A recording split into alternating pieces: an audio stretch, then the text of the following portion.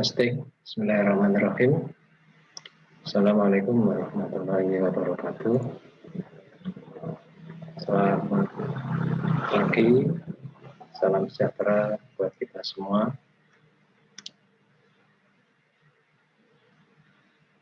Mengawali pertemuan ini, marilah kita memanjatkan puji syukur kepada Allah SWT atas segala nikmat dan karunia yang telah diberikan kepada kita, sehingga kita bisa bertemu untuk mengikuti acara seminar konsentrasi yang diselenggarakan oleh Himpunan Mahasiswa Manajemen.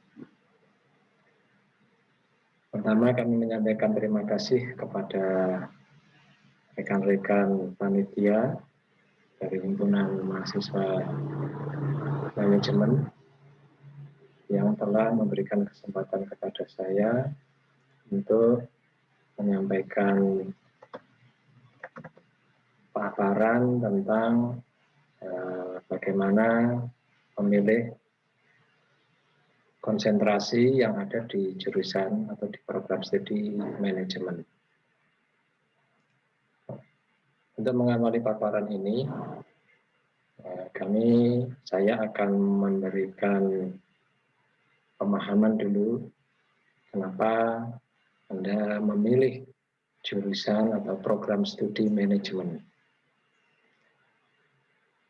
Sebelum itu saya menyampaikan juga terima kasih kepada rekan-rekan mahasiswa program studi manajemen yang telah ikut bergabung di dalam pertemuan atau seminar konsentrasi yang diselenggarakan oleh Himpunan Manajemen.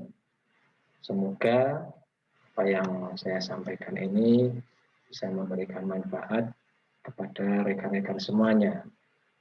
Nah, kenapa Anda memilih program studi manajemen? Tentu akan berkaitan dengan harapan tentang masa depan. Ya. Saya mengutip apa yang disampaikan oleh Pak Menteri beberapa waktu yang lalu, dan banyak sekali dalam berbagai kesempatan beliau selalu menyampaikan bahwa apakah dengan sebuah pertanyaan, apakah pasti seorang sarjana dari ilmu tertentu akan bekerja pada bidang yang sesuai dengan bidang keilmuannya? Apakah pasti? Pertanyaan saya berikutnya, kalau mengutip apa yang disampaikan oleh Pak Menteri tadi, Mas Menteri ya, apakah pasti Anda yang saat ini kuliah di bidang ilmu manajemen, terserah nanti konsentrasinya apapun, akan bekerja sesuai dengan bidang ilmu manajemen yang Anda pelajari saat ini? Nah, tentu jawabannya akan bermacam-macam. Ada yang iya, ada yang tidak. Coba lihat fenomena atau kenyataan yang ada dalam masyarakat kita sehari-hari. Gampang saja yang kita amati, misalnya ya, ada seorang anggota DPR, nah kan? Coba perhatikan itu semua anggota Dewan Perwakilan Rakyat, baik di kabupaten, provinsi maupun di pusat, di Jakarta sana. Mestinya beliau-beliau yang duduk di DPR itu adalah sarjana ilmu politik. Tapi apa yang terjadi saat ini? Apakah benar bahwa semua anggota Dewan, anggota DPR itu adalah alumni jurusan atau alumni program studi ilmu politik? Paling hanya 1% saja yang ada. Lainnya 98 atau 99% lebihnya itu adalah belajar dari program studi yang lain.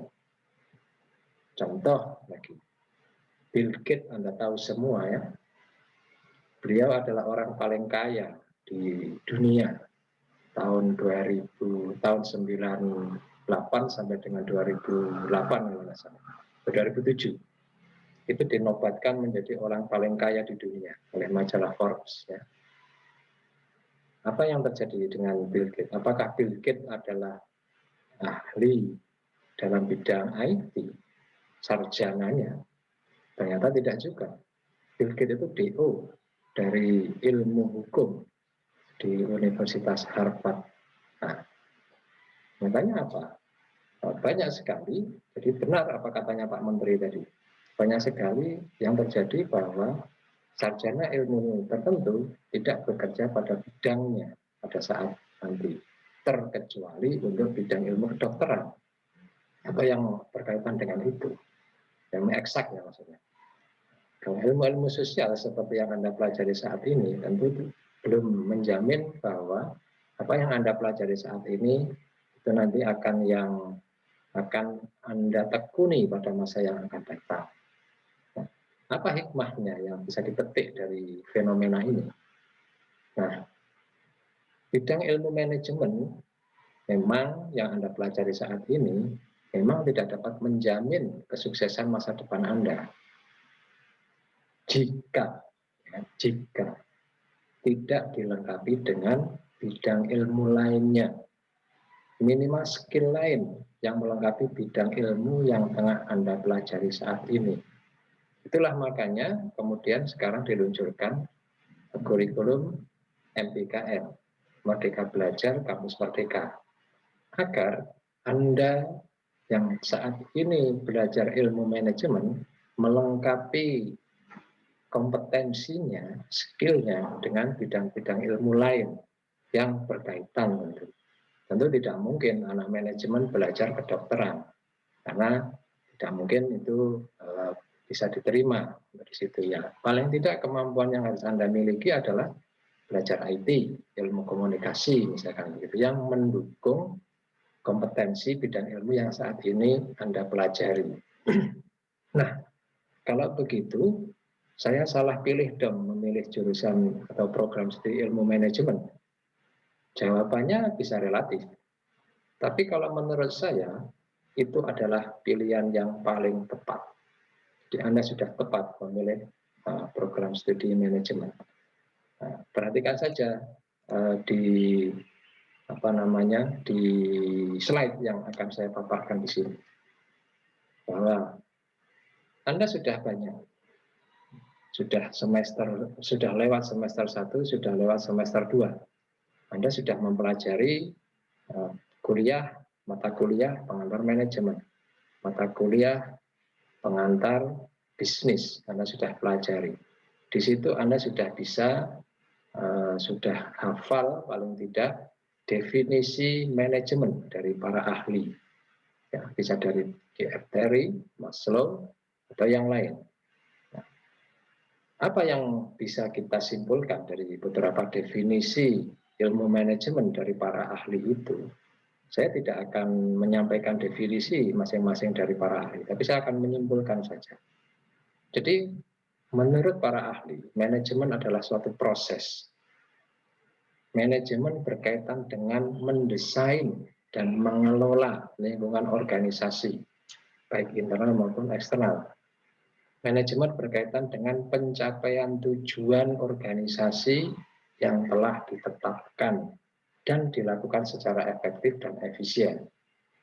Nah, tujuan organisasi di dalam manajemen dapat dicapai melalui kerjasama individu dan kelompok. Nah, tujuan organisasi dalam ilmu manajemen dicapai melalui serangkaian proses yang diawali dari perencanaan sampai dengan pengawasan, menjadi sebuah kesatuan yang utuh dan ada timbal balik yang kemudian dikenal dengan fungsi-fungsi manajemen, ya kan? Itu yang Anda pelajari, yang telah Anda pelajari. Manajemen dapat juga disebut sebagai ilmu dan seni. Dikatakan ilmu karena dia memiliki body of knowledge yang di dalamnya terkandung kebenaran yang bersifat universal. Disebut seni karena mensyaratkan keterampilan tertentu yang harus dimiliki secara pribadi, baik oleh individu-individu yang dipimpin maupun pemimpinnya dalam sebuah organisasi. Nah, itulah kemudian bahwa ilmu manajemen itu merupakan dua aspek yang saling satu menyatu. Ibaratnya dua keping koin, ilmu di satu sisi, seni di sisi yang lain. Jadi saling melengkapi, tidak saling meniadakan. Nah, jadi saling melengkapi. Ilmu manajemen mengajarkan bagaimana mengetahui sesuatu. Seni mengajarkan bagaimana menerapkan sesuatu yang sudah diketahui tersebut. Nah, setelah Anda kelak nanti, saat Anda lulus kuliah dan mulai meniti karir, bergabung di dalam sebuah organisasi, baik itu organisasi yang bertujuan mencari profit, atau disebut organisasi bisnis, maupun organisasi sosial, atau organisasi nirlaba yang tidak bertujuan mencari keuntungan, maka karir Anda pasti akan segera melesat cepat atau berjalan lambat, namun pasti ada perbaikan. Jika Anda mengetahui ilmu manajemen. Jadi, untuk memudahkan Anda untuk memahami sebuah organisasi di tempat Anda bekerja nanti, maka Anda harus memahami perilaku orang-orang yang ada di dalam organisasi. Perhatikan slide yang saya sampaikan ini. Jadi ada 5 alasan di situ kenapa Anda mempelajari ilmu manajemen. Nah, di dalam organisasi, siapa yang memiliki pengaruh belum tentu dia pimpinan. Kadangkala ada seseorang tertentu, meskipun dia bukan pimpinan, dia adalah pemimpin di dalam organisasi itu. Karena dia memiliki pengaruh dan memiliki mudah menggerakkan orang. Nah, ini berkaitan dengan mata kuliah yang sudah Anda pelajari. Perilaku organisasi, komunikasi bisnis, teori pengambilan keputusan, atau barangkali model kepemimpinan yang telah Anda pelajari selama perkuliahan. Mempelajari ilmu manajemen itu memaksa kita untuk membuka pikiran, open mind, dengan dunia luar. Nah, maka Anda harus perlu mengasah kepekaan atas segala isu-isu yang ada saat ini. Pergeseran apa yang terjadi? Perubahan apa yang terjadi di dalam dunia bisnis?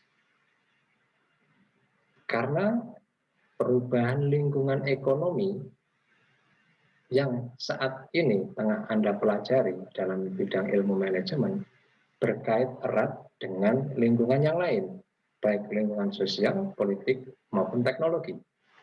Semakin peka dan cermat Anda kenali segala bentuk perubahan dalam lingkungan, maka Anda semakin akan menambah pemahaman dan pengetahuan Anda pada saat nanti Anda akan bekerja. Saat ini pun juga demikian. Jika Anda apatis, tidak mau tahu dengan perubahan yang terjadi, maka pemikiran Anda, cara berpikir kita akan tumbuh. Dampaknya adalah akan menurunkan kinerja atau performa kita secara individu, baik di dalam dunia kerja maupun di dalam karir yang akan kita inginkan. Yang keempat, mempelajari ilmu manajemen adalah menemukan cara kerja atau operasi yang dijalankan sebuah organisasi. Maka agar kita mengetahui bagaimana cara kerja sebuah organisasi, tentu kita harus menguati pengetahuan kita tentang mengapa suatu organisasi harus ada atau eksis. Juga dalam pendalaman pengetahuan tentang cara setiap organisasi mengatur atau memanage aktivitinya dalam cara yang tidak seragam. Setiap organisasi memiliki budaya yang berbeda-beda. Sesama perguruan tinggi negeri, misalkan dalam satu kota pun, pasti memiliki ketidakseragaman dalam pengelolaan aktivitas organisasinya. Silakan saja browsing di internet. apakah struktur organisasi bisnis, katakanlah yang dijalankan oleh sebuah korporasi besar seperti Unilever dengan P&G misalnya, apakah memiliki struktur organisasi yang sama, padahal platform bisnis mereka mirip, ya. Kenapa kok bisa berbeda? Itulah akibat perbedaan lingkungan yang dihadapi oleh setiap organisasi. Perbedaan jalinan kerjasama dengan pihak lain. Dan masih banyak lagi perbedaan-perbedaan yang lain. Resources-nya juga berbeda. Sehingga memaksa jenis struktur organisasi yang dipilih pun menjadi berbeda-beda. Jadi di dalam kenyataannya tidak ada yang sama. Mungkin secara teori hanya disampaikan saja di dalam ketika Anda perkuliahan, bahwa ada struktur organisasi lain, ada struktur organisasi yang flat. Tapi dalam pelaksanaannya bisa berbeda-beda. Nah, ini harus segera Anda pahami. Yang kelima, belajar ilmu manajemen itu merupakan latihan bagaimana menjadi seorang manajer.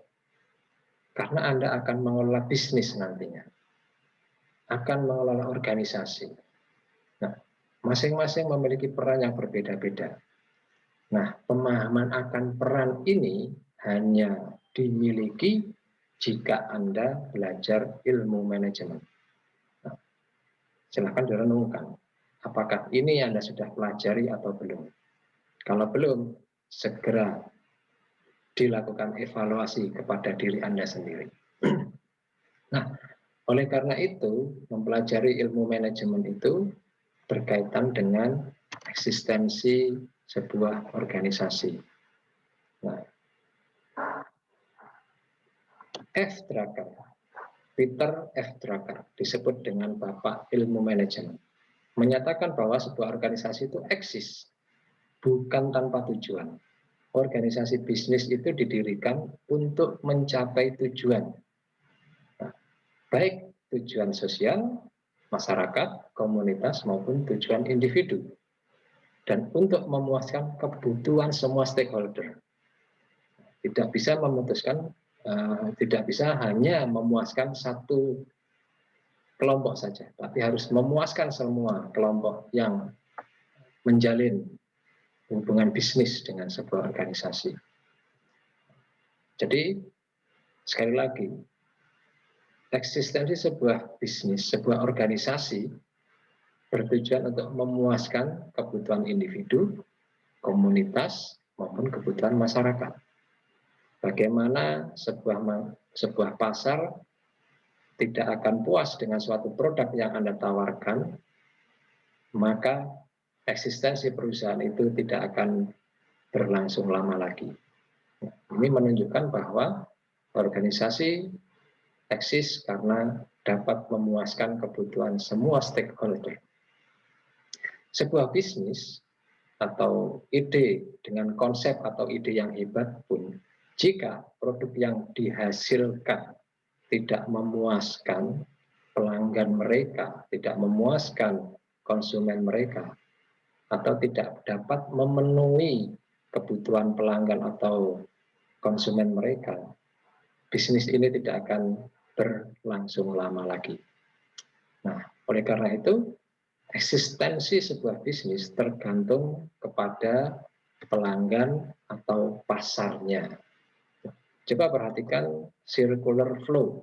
Ini sudah Anda pelajari dalam mata kuliah ilmu pengantar ilmu ekonomi mikro maupun makro.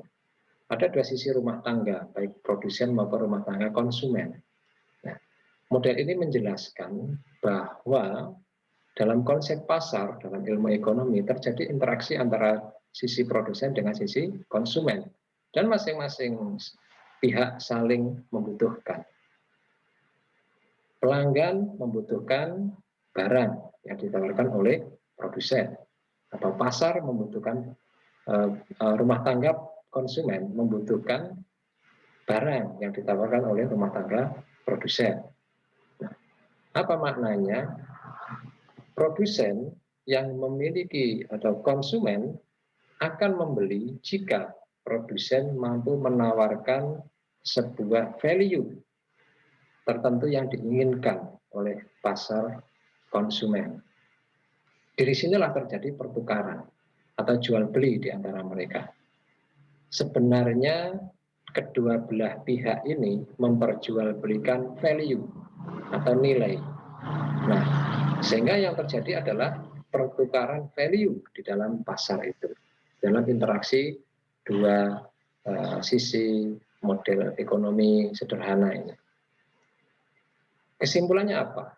Bisnis atau organisasi tergantung ada atau tidaknya pasar. Dan bagaimana sebuah organisasi bisnis mengidentifikasi serta mengkreasi pasar agar terjadi pertukaran nilai di sini, itu merupakan tugasnya orang-orang manajemen pemasaran. Nah, dengan demikian, apapun minat Anda, mempelajari pemasaran itu merupakan sebuah keharusan jika Anda ingin sukses dalam karir. Jika Anda memilih konsentrasi keuangan, maka Anda pun harusnya mempelajari secara mandiri ilmu manajemen pemasaran. Demikian juga yang SDM. Kenapa? Karena value bisa diciptakan, value bisa pertukaran value tadi hanya bisa ditelusuri, bisa diidentifikasi jika pasar menerimanya. Nah, mengetahui pasar ini adalah bagian dari ilmu manajemen pemasaran. Nah, oleh karena itu, kenapa Anda kok harus memilih konsentrasi pemasaran? Saya tidak menghasut Anda atau tidak mewajibkan Anda atau tidak ingin membujuk Anda untuk terjerumus memilih konsentrasi pemasaran. Pilihan itu ada di tangan Anda semua. Saya hanya memberikan pemahaman secara komprehensif kepada rekan-rekan mahasiswa semua. Nah, sebelum saya jawab pertanyaan ini, maka kita perhatikan dulu. Karena pada saat ini isu yang sedang berkembang adalah berkaitan dengan kurikulum MBKM sebagaimana yang saya awali tadi, yang saya sampaikan di awal tadi. Pola pembelajaran pada saat ini itu berpusat kepada mahasiswa. Ini di kurikulum MBKM. Kalau zaman dulu, pada saat saya kuliah dulu, mahasiswa menunggu apa yang disampaikan oleh dosen. Agaknya dengan perubahan situasi kondisi pada saat ini, seperti yang saya ilustrasikan di atas, apakah mahasiswa manajemen pasti bekerja sebagai pengelola bisnis? Apakah dia pasti bekerja pada bidang yang sesuai dengan bidangnya? Anak SDM akan menjadi manajer personalia, belum tentu, karena tergantung kepada skill yang dia miliki pada saat yang akan datang. Oleh karena itu, proses pembelajaran pun menjadi bergeser. Dari pembelajaran berpusat pada dosen, bergeser menjadi berpusat kepada mahasiswa. Kalau kita perhatikan gambar ini, maka sebenarnya mahasiswa selama melakukan pembelajaran, ketika melakukan perkuliahan, melakukan pembelajaran yang disebut pembelajaran kolaboratif. Dia melakukan pembelajaran dengan sesama mahasiswa, rekan-rekan mahasiswa. Dia belajar dengan lingkungannya, dan dia belajar dengan dosennya. Jadi ini adalah pola pembelajaran yang akan diterapkan pada kurikulum MBKM ini. Mahasiswa lebih banyak menghabiskan waktunya di luar kelas. Perhatikan saja ilustrasi dalam slide saya ini. Sebelum masuk ke dalam kelas, mahasiswa menghabiskan waktunya untuk mempersiapkan diri, menggali pengetahuan dari beragam sumber belajar, baik textbook, internet, media sosial, maupun media informasi lainnya, baik media informasi yang online maupun media cetak. Atau barangkali dia malah mendapatkan informasi pada saat ngopi di sebuah kafe. Dari informasi itu kemudian menjadi pemahaman dia untuk mengikuti perkuliahan di dalam kelas. Jadi ketika terjadi proses pembelajaran di dalam kelas, pada prinsipnya mahasiswa itu mendiskusikan, mempraktekkan konsep-konsep utama yang dia peroleh ketika pada saat mempersiapkan diri untuk berpartisipasi ke dalam kelas. Jadi sudah tidak zaman lagi mahasiswa sebelum masuk kelas itu tidak siap apa-apa, tidak mempersiapkan diri. Besok ada materi marketing yang akan dibahas oleh Pak Yahya berkaitan dengan produk misalkan. Sebelum perkuliahan besok, hari ini mahasiswa sudah mencari informasi apa sih itu namanya produk, apa saja sih itu produk, apakah produk itu hanya dalam bentuk barang saja, apakah ide, informasi itu tidak disebut dengan produk. Ini sudah disiapkan oleh mahasiswa. Kemudian dia mencari informasi dari beragam media, baik media online, offline, maupun informasi-informasi yang berkaitan dengan itu. Nah, sehingga ketika di dalam kelas, mahasiswa sudah banyak mendiskusikan topik itu dengan sesama mahasiswa, dengan dosen, dengan tambahan beragam informasi yang sudah diperolehnya. Hasil diskusi di dalam kelas kemudian diperiksa, artinya dicari keterkaitannya di luar kelas. Dalam prakteknya seperti apa sih? Agar mahasiswa mampu menambah keluasan pemahamannya ketika proses diskusi di dalam kelas. Bisa saja implementasi konsep yang tadinya menjadi topik diskusi di dalam kelas, kemudian menjadi sebuah persoalan lagi yang akan didiskusikan di pertemuan di kelas berikutnya. Nah, implementasi konsep-konsep dalam ilmu manajemen itu banyak sekali dalam kehidupan sehari-hari berkaitan dengan implementasi konsep-konsep ilmu pemasaran. Nah, oleh karena itulah kemudian kenapa saya menyampaikan bahwa kurikulum MBKM ini berkaitan dengan pemilihan konsentrasi pemasaran karena akan mempermudah Anda untuk mencari topik-topik terkini, implementasi-implementasi, kasus-kasus di dalam ilmu manajemen pemasaran. Dan itu akan kemudian mendukung Anda untuk mencari topik-topik terkini berkaitan dengan penyelesaian tugas akhir. Tugas akhir pun nanti tidak selalu hanya dalam bentuk skripsi. Akan ada tugas-tugas akhir pengganti skripsi.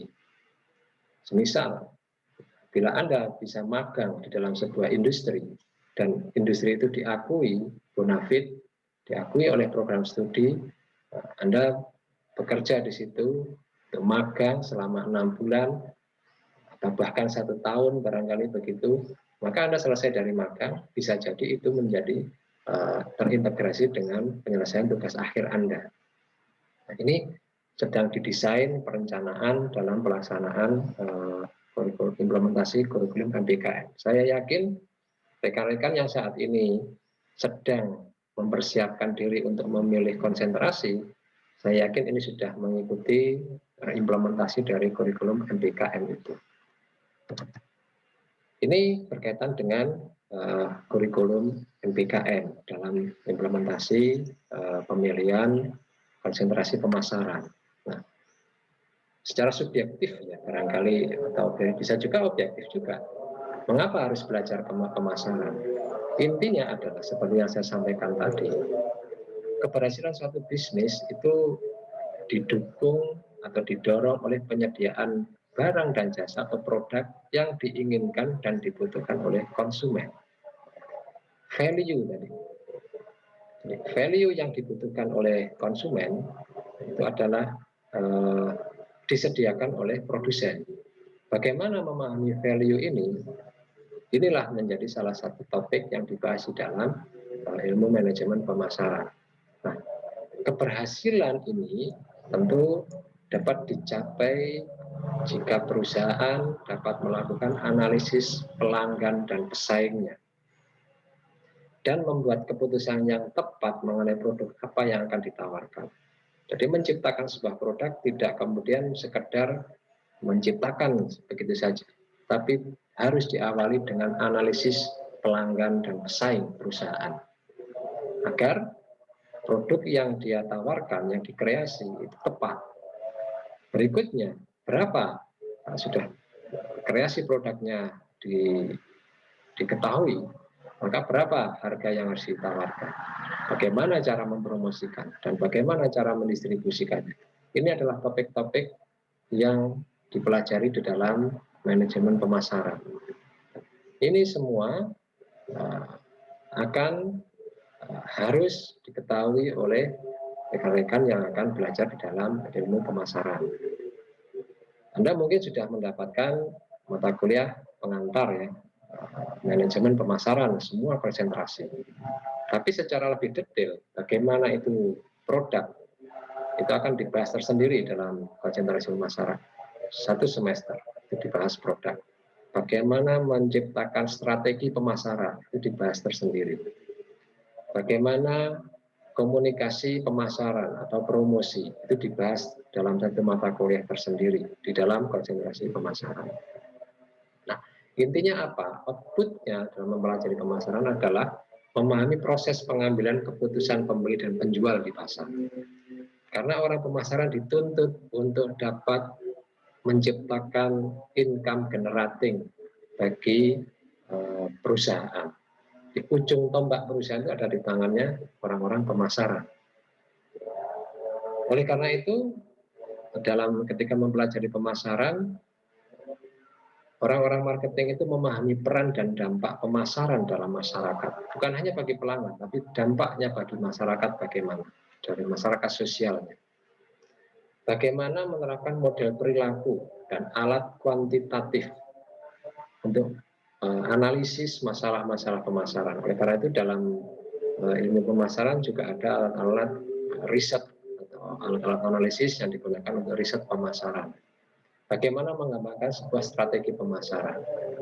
Dan yang penting adalah bekerja secara efektif dalam lingkungan tim. Jadi orang marketing tidak ada yang bekerja sendirian, pasti bekerja sebagai sebuah tim. Maka masyarakat Anda harus memiliki kemampuan untuk berkomunikasi, berinteraksi dengan orang lain dalam sebuah tim. Jika Anda orang yang tidak suka bekerja dengan tim, maka Anda tidak cocok untuk mempelajari ilmu pemasaran. Tapi jika Anda suka kemudian berorganisasi, suka menjalin kerjasama dengan tim, suka membuka jaringan baru, maka Anda cocok untuk memilih konsentrasi manajemen pemasaran. Nah, apa outcome-nya? Jadi outcome itu adalah hasil ke depan, masa depan. Jadi dengan Anda memasuki ilmu pemasaran, maka mempersiapkan Anda untuk berbagai karir dan menyiapkan atau membangun fondasi yang kuat dalam keterampilan bisnis. Siapa tahu Anda akan mendirikan bisnis tersendiri. Banyak sekali anak-anak muda sekarang, dia bekerja, sengaja setelah lulus bekerja di sebuah perusahaan. Dia tidak lama di perusahaan A, mungkin 2-3 bulan, lalu dia resign untuk masuk di perusahaan B. Mungkin jenis bidang yang digeluti di perusahaan dan dengan perusahaan di bidang B tadi berlainan. Di perusahaan B juga demikian, tidak lama, mungkin 3-4 bulan hanya di situ sudah mendapat informasi tentang perusahaan itu, lalu resign dan seterusnya, sampai pada saatnya ketika pengalamannya dirasa cukup, dia kemudian membangun sebuah usaha sendiri. Nah, berdasarkan pengalaman dari berbagai perusahaan yang selama ini dia bekerja di sana. Ketika Anda mempelajari ilmu marketing ini, maka fondasi Anda sudah cukup kuat untuk itu, untuk mendukung itu. Jadi, artinya dengan belajar ilmu marketing, Anda sudah disiapkan untuk menjadi seorang wirausaha. Sukses atau tidak tergantung Anda sendiri. Ini saya ambil dari berbagai informasi di internet bahwa banyak sekali perusahaan ya, perusahaan terutama perusahaan yang menawarkan lowongan untuk menerima level manajer tertentu ya, level menengah lah, manajemen menengah ke atas atau minimal supervisor lah. Salah satunya mensyaratkan orang itu adalah memiliki pengalaman di bidang pemasaran yang cukup kuat. Kenapa? Ada banyak alasan. Ini juga saya dapatkan dari internet. Bahwa dalam ilmu marketing itu kita dituntut untuk memahami alat analisis dalam pengambilan keputusan yang strategis berkaitan dengan manajemen yang sukses dari organisasi bisnis saat ini. Jadi orang-orang marketing bukan orang yang apatis. Mereka adalah orang-orang yang cermat, yang selalu memantau perkembangan bisnis saat ini. Itu yang terjadi. Karena dia berkaitan dengan, dia berkecimpung dengan pesaing-pesaing bisnis perusahaan. Maka dia harus memantau terus, harus mengembangkan informasi perusahaan, eksternal maupun internal. Dia harus mengetahui perkembangannya. Memahami bagaimana manajer menilai lingkungan dan membuat keputusan bisnis berdasarkan bukti yang tersedia atau dalam menghadapi informasi pasar, maka itu menjadi sebuah kemampuan yang lebih bagi orang-orang marketing. Karena itulah orang-orang marketing biasanya dicari untuk menempati posisi-posisi menengah ke atas. Dengan kemampuan itu, maka seorang calon pemimpin sebuah perusahaan, sebuah organisasi bisnis, katakan begitu, di level manajemen menengah, maka dia harus mampu mengembangkan strategi pemasaran yang mendorong profitabilitas, mendorong keuntungan perusahaan. Dia tahu bagaimana caranya memilih segmen pasar tertentu. Tidak ada pengusaha yang sukses, tidak ada pebisnis yang sukses, manakala dia tidak bisa memetakan segmen pasar mana yang membutuhkan produk yang dikreasi oleh, atau produk atau layanan yang dihasilkan oleh sebuah perusahaan. Nah, oleh karena itu, dalam mempelajari ilmu pemasaran, maka akan memberi Anda keterampilan dan pengetahuan yang diperlukan untuk membangun karir sukses dalam disiplin bisnis. Ya. Mahasiswa pemasaran itu mempelajari tentang periklanan konsumen, perilaku konsumen, riset pasar, manajemen merek, segmentasi pasar, saluran pemasaran, dan lain-lain. Nah, lulusannya tidak hanya menjadi sales. Sales itu hanya sebagian kecil dari pemasaran. Memang meniti karir dari bawah biasanya diawali dari menjadi sales. Jika Anda lulus di situ, maka kemudian dia akan mengetahui secara komprehensif bagaimana posisi perusahaan berkaitan dengan penjualan, bagaimana posisi perusahaan dengan pesaing perusahaan, bagaimana perusahaan harus melakukan penelitian pasar, bagaimana seorang marketer harus mendampingi pelanggan agar mau kemudian mengembangkan, memilih produk-produk yang ditawarkan oleh perusahaan. Bagaimana seorang manajer, lulusan ilmu pemasaran harus menjadi chief marketing officer, dan biasanya ini akan karirnya menjadi manajer puncak di sebuah perusahaan. Nah, oleh karena itu saya hanya menyampaikan informasi. Saya tidak mengharuskan Anda memilih konsentrasi pemasaran, tapi saya hanya menyampaikan informasi apa yang dapat diperoleh oleh rekan-rekan jika kemudian memasuki atau bergabung di dalam konsentrasi pemasaran. Tentu apa yang disampaikan oleh Pak Yahya ini pada pertemuan kali ini tidak cukup komprehensif. Semoga dengan waktu yang terbatas ini bisa menambah referensi bagi Anda untuk memilih konsentrasi pemasaran. Jika Anda mendapat informasi dari senior-senior Anda bahwa dosen-dosen pemasaran adalah killer, itu adalah informasi yang sifatnya menyesatkan. Karena tidak ada konsep orang-orang marketing itu yang bersifat untuk mempersulit urusan orang. Yang ada adalah bagaimana kami menciptakan kepuasan kepada para pelanggan kami. Mahasiswa salah satu adalah stakeholder pelanggan yang harus kami layani dengan value yang terbaik. Terbaik bagi Anda, juga terbaik bagi kami, dan terbaik bagi program studi, tentu terbaik bagi Universitas Trunojoyo Madura. Kurang lebihnya saya mohon maaf. Allah maafi. Wassalamualaikum warahmatullahi wabarakatuh.